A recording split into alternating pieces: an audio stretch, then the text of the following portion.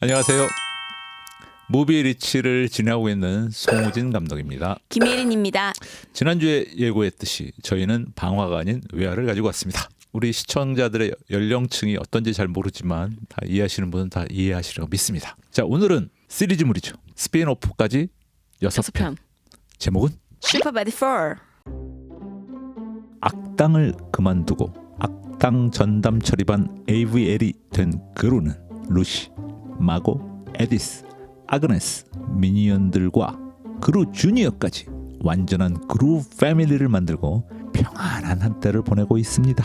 이들 앞에 과거 그루의 고등학교 동창이자 그에게 체포당했던 빌런 맥심이 등장하고 오직 그루를 향한 복수심에 불타올라 탈옥까지 감행한 맥심은 그루 패밀리의 뒤를 바짝 추격하며 위협을 가하기 시작합니다.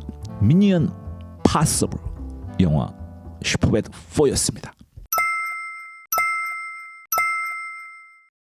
사실은 슈퍼배드 3가 네. 굉장히 흥행에 성공했었어요. 우리나라에서. 애니메이션으로 좋아하죠, 300만이 넘었으니까요. 슈퍼배드 4는 조금 못 미칩니다. 100만 좀 넘고 있고요. 거기에 대한 뭐 여러 가지 우리나라랑 조금 안 맞는 부분도 있을지 모르겠는데 악당이었던 그루가 이제 너무 착하게 돌아왔죠. 그리고 또 다른 악당이 있습니다. 맞아요. 맥심.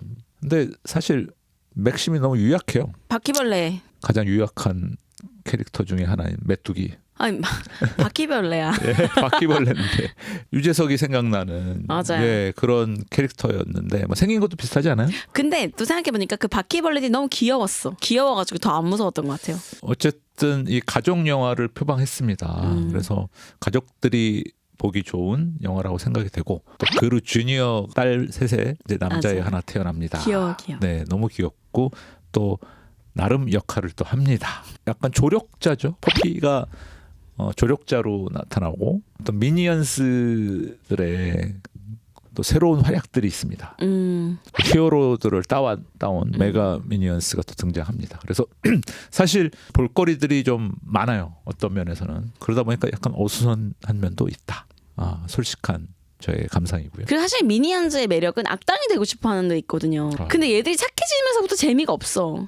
사실은 이 미니언즈들이 그 바퀴벌레 아저씨를 추종해야 되거든요. 그렇죠. 그루를 버리고 그루 너는 이제 너무 착하다.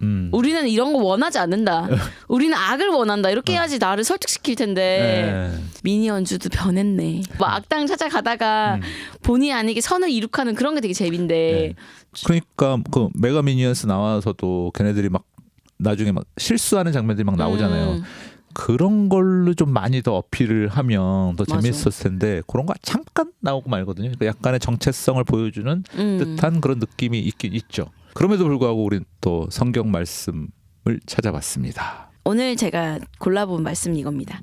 이러므로 너희는 장차 올 이 모든 일을 능히 피하고 인자 앞에 서도록 항상 기도하며 깨어 있으라 하시니라. 누가복음 21장 36절 말씀입니다. 아멘. 제가 좀 미니언즈 볼 때마다 사람들 같다고 생각하는 가장 큰 이유가 몇 개가 있는데요. 미니언즈들은 자신들만의 언어로 얘기하잖아요. 그렇죠. 근데 그게 제가 늘 볼 때마다 약간 바벨론 같은 생각이 들거든요. 그들만의 언어로 대화하고 통하잖아요. 네. 그 참 신기하다 생각을 하고 좀 미니언즈 볼 때마다 안타까운 게 왜 뛰는지 모르고 뛰는 것 같아요. 앞에 애들이 뛰니까 뭐야 하면서 뭐 가보자 하면서 막 뛰잖아요. 그 펭귄이 하나 떨어지면 같이 떨어지듯이 막 이런 거. 그래서 늘 이런 말씀 깨어 있어라 그런 말이 되게 와닿는 것 같아요. 미니언즈가 어디로 가는지도 모르고 그냥 같이 냅다 뛰니까 많은 사건 사고들이 벌어지지만 나는 무엇을 향해 뛰고 있는가.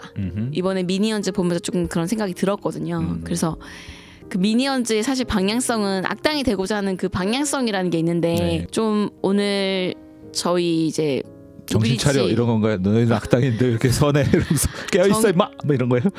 자중해 막 이러면서 우리가 어떤 방향으로 뛰고 있는가 조금 한번 생각해 볼 필요가 있지 않나 미니언즈 보면서.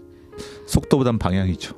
너무 중요하죠. 너무 네, 중요해. 네. 그리고 사실 내가 바른 방향으로만 가면은 뒤에 오는 애들이라도 도달해 줄 텐데 그런 말 하잖아요. 눈길을 함부로 밟지 마라 말하는 것처럼 네, 네. 기독교도 우리나라에선 하나의 세력이잖아요. 3명 중에 1명이 크리스찬이라고 할 정도로 이제 크리스찬들이 되게 많은데 저희 기독교인들이 과연 어느 방향으로 지금 가고 있느냐. 네, 네. 정치가 됐든 뭐 기도가 됐든 사실 이게 맞는 방향으로 다 같이 기도를 하고 중보를 하면 이게 돼야 되잖아요. 그렇죠. 지금 3명 중에 1명인데 근데 우리가 같은 마음으로 같은 방향으로 잘 가고 있는지 조금 생각할 필요가 있는 것 같아요. 저는 뭐 다른 이렇게 뭐 사람들 비교하고 싶진 않고 새로운 대통령이 우리나라에 태어나면 조찬 기도회라는 걸 합니다. 국회의원 중에 3분의 1이 크리스찬이라는 거예요. 오. 그런 말을 들을 때마다 혐오합니다. 가짜들. 아유 진짜 막 이런 느낌. 예, 물론 뭐 저도 자유로울 순 없으나 그런 느낌이 있죠. 사실 국민들이 원하는 방향으로 정치가 이끌어져 가야 되는데 몇몇 힘센 사람들의 그들의 마음대로 이끌어지는 게 뭐 우리나라뿐만 아니죠. 뭐 미국도 마찬가지고 일본도 마찬가지고 주변 나라들이 대부분 그런데 결국 하나님이 돌이키시겠죠. 포인트는 이거예요. 일본에는 교회 다니는 기독교 그 정치인이 별로 없을 거예요. 조찬 기도회가 없어요. 그럼 미국이 제일 큰 문제네. 미국이 문제죠. 예, 그들이 교회 다니는 건 표를 얻기 위함이 아닌가. 우리는 잘해볼까요? 예. 근데 저는 혜린 작가가 이 이야기 하는 동안 어떤 생각이 갑자기 들었냐면 누군가 막 반대 방향으로 가서 막 사고를 치고 막 해. 근데 그러면 누군가 수습해야 된다 그 일을. 그러니까 우리가 방향이 중요한데 다른 방향으로 간다든지.